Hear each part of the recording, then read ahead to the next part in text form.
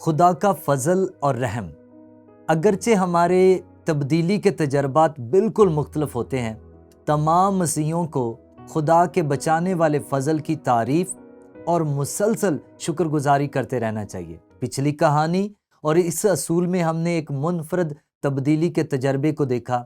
ہم نے ایک حبشی کھوجے کو دیکھا اور اس کے بارے میں پڑھا جو اپنے رتھ پر تھا، اور فلپس اسے وہاں ملا اور وہ یسایہ نبی کا صحیفہ پڑھ رہا ہے، اور وہ کہتا ہے مجھے اس کے بارے میں سکھاؤ کہ یہ یسایہ کس کے بارے میں بات کر رہا ہے۔ اور بے شک مبشر فلپس نے دراصل کلام کے اس خاص حصے سے شروع کیا، واضح کیا کہ یہ سب کچھ یسوع کے بارے میں تھا، اور بے شک یہ آدمی مستند طور پر تبدیل ہوا۔ وہ مسیح پر ایمان لایا اور پھر بپتسمہ لیا اور پھر خوشی کرتا ہوا اپنی راہ پر گیا۔ لہٰذا یہ تبدیلی ایک تجربہ ہے۔ ایک اگلا تجربہ جو ہمارے پاس اعمال کی کتاب میں موجود ہے، یہ انسانی تاریخ میں ہونے والی بہت سی ڈرامائی تبدیلیوں میں سے ایک ہے، اور یہ تبدیلی ساؤل کی ہے، جس کا نام تبدیلی کے بعد پولوس رکھا گیا۔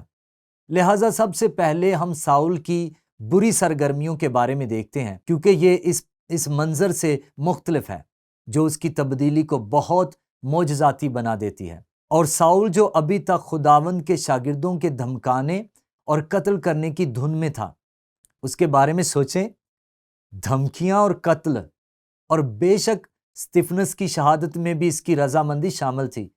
یہ ہے ساؤل جو پولوس بنا، جو غیر قوموں کے لیے ایک عظیم رسول ہے۔ سردار کاہن کے پاس گیا اور اس سے دمشق کے عبادت خانوں کے لیے اس مضمون کے خط مانگے کہ جن کو وہ اس طریق پر پائے، خواہ مرد خواہ عورت، ان کو باندھ کر یروشلم میں لائے۔ جب یہ کہتے ہیں راہ، تو یہ ایک بہت دلچسپ بیان بنتا ہے، کیونکہ مسیحی اس بات سے پہچانے جاتے تھے کہ وہ راہ تھے یا راہ سے تعلق رکھتے تھے، اور غالباً اس کا تعلق اس بات سے جڑتا ہے جو یسوع نے کہا جب توما نے اس سے پوچھا کہ یسوع کو کیسے تلاش کریں، وہ کہاں کو جاتا ہے۔ اور یاد رکھیں، یسوع نے کہا میں راہ ہوں، راہ اور حق اور زندگی میں ہوں، کوئی میرے وسیلے کے بغیر باپ تک نہیں آتا۔ لہٰذا یہ راہ کا وہ تصور تھا جو شاید وہی راہ بن گیا جس سے مسیحی پہچانے جانے لگے۔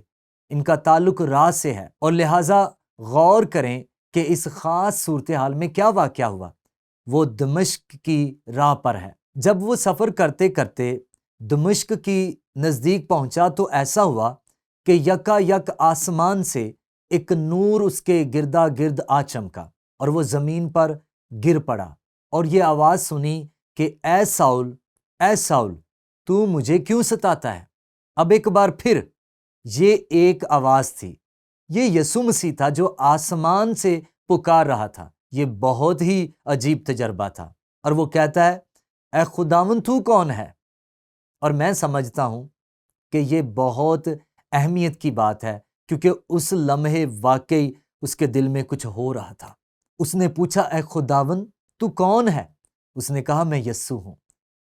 اب تصور کریں کہ یہ آدمی کیا محسوس کر رہا تھا۔ اس نے ابھی استفنس کا قتل کیا ہے، اور وہ اب اپنے ارادے پر ہے تاکہ اور مسیحیوں کو قتل کرے اور ان کو قید میں ڈالے، کیونکہ وہ یسوع پر ایمان رکھتے تھے۔ اور یہاں آسمان سے ایک آواز آتی ہے جو کہتی ہے میں یسوع ہوں جسے تو ستاتا ہے، مگر اٹھ، شہر میں جا، اور جو تجھے کرنا چاہیے وہ تجھ سے کہا جائے گا۔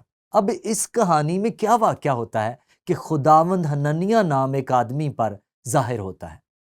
وہ بتاتا ہے کہ ساؤل اس کی طرف آ رہا تھا اور اسے اس سے ملنا تھا۔ حننیہ متوقع طور پر بہت خوفزدہ ہو گیا۔ اس نے کہا خداوند وہ مسیحوں کو قتل کر رہا ہے، اور خداوند نے حننیہ سے کہا یہ وہ آدمی ہے جسے میں نے چنا ہے، اور وہ غیر قوموں پر میرا نام ظاہر کرے گا، لہٰذا تم جاؤ، تم محفوظ ہو۔ اور یہ کہانی آیت 17 میں ہے۔ پس حننیہ جا کر اس گھر میں داخل ہوا اور اپنے ہاتھ اس پر رکھ کر کہا اے بھائی ساؤل، یہاں آپ کو ایک منفرد آدمی ملے گا۔ آپ کے پاس ایسا آدمی نہیں جو باہر سے دیکھ رہا ہو، آپ کو ایک بھائی ملے گا۔ حننیہ جانتا تھا کہ وہ ایک بھائی ہے، اب وہ خدا کے خاندان کا ایک حصہ۔ بھائی ساؤل، خداوند یعنی یسوع جو تجھ پر اس راہ میں جس سے تو آیا ہے ظاہر ہوا تھا، اسی نے مجھے بھیجا ہے کہ تو بینائی پائے اور روح القدس سے بھر جائے۔ اور ایک بار پھر اس کی تبدیلی کے بعد آپ کو انوکھا تجربہ حاصل ہوا۔ اور یہاں میں صرف اتنا کہتا ہوں، اگر آپ اعمال کی کتاب میں واقعی پاک روح کا منفرد مطالعہ کرنا چاہتے ہیں تو یہاں تقریباً 100% پاک روح نے اپنے آپ کو ظاہر کیا، یا جہاں بہت سے پاک روح سے معمور ہوئے یا پاک روح ان پر نازل ہوا، تقریباً 100% یہاں ہمیشہ سے معجزات ہوئے جو ایسے تجربات کے ساتھ منسلک تھے۔ یہ اس وضاحت کی تصدیق کرتا ہے کہ مسیح کا پیغام ایک حقیقت تھا، لہٰذا آپ بھی اس کا مطالعہ کر سکتے ہیں۔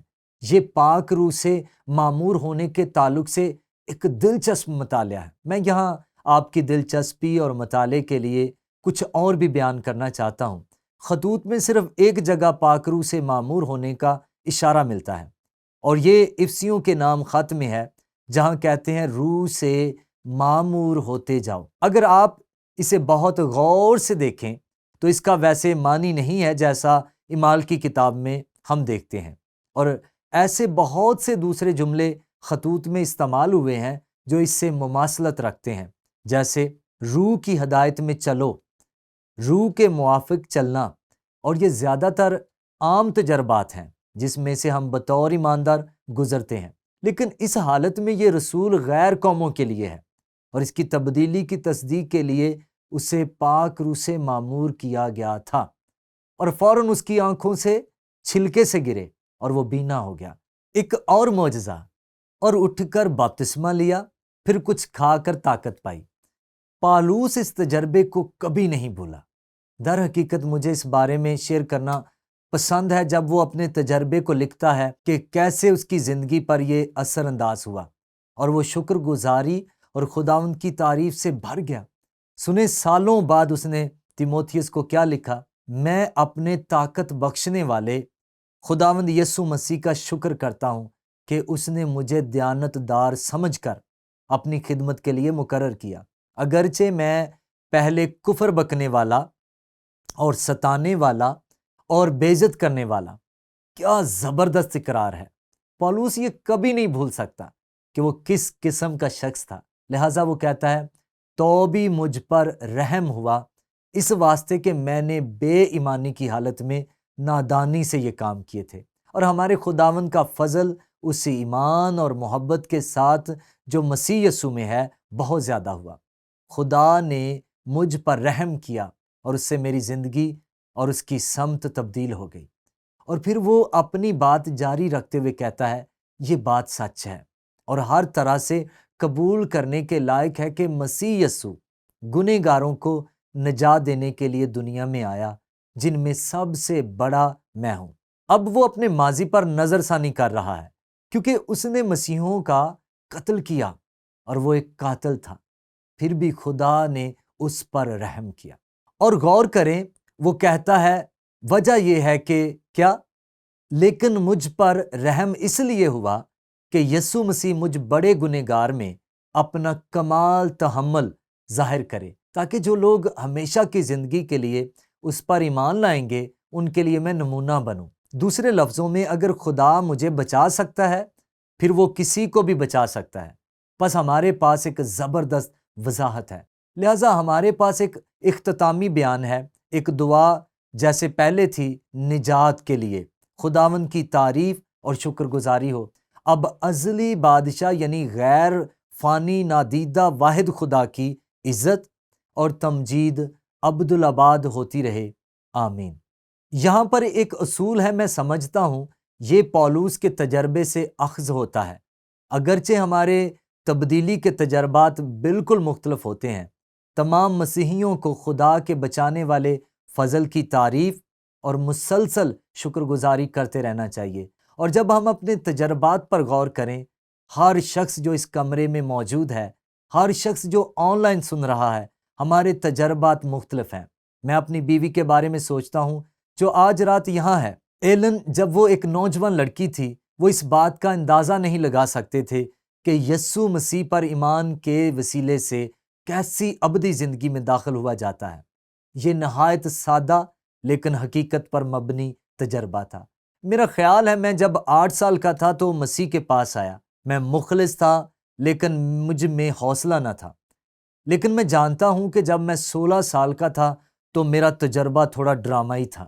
مجھے یاد ہے کہ 16 سال کی عمر میری زندگی میں گناہ کا احساس موجود تھا۔ مجھے یاد ہے جب میں اپنی امی کے ساتھ سجدہ کرتا اور وہی تھیں جنہوں نے مسیح تک میرے پاس رہنمائی کی۔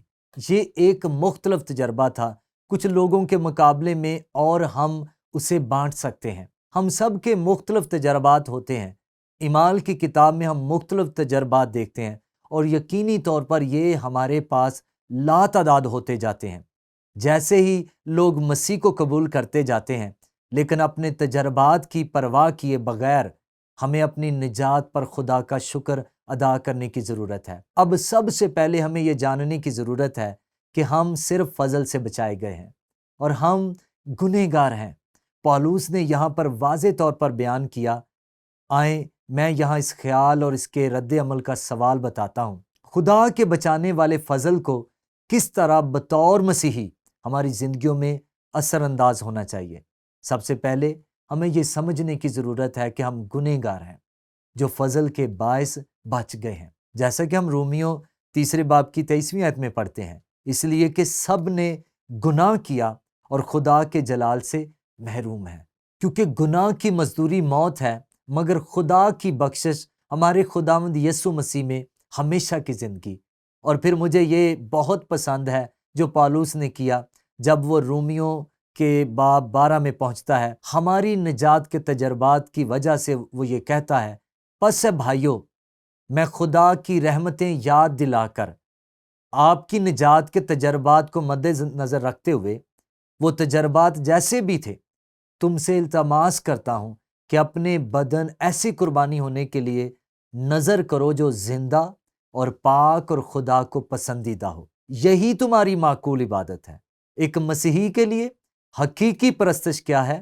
حقیقی پرستش یہ ہے جب ہم یسوع کی طرف رجوع لاتے ہیں، اپنے بدنوں کو اس کے لیے پیش کرتے ہیں، اپنے ذہن کو پھر سے نیا بناتے ہیں، جب زیادہ سے زیادہ یسوع کی مانند بنتے جاتے ہیں۔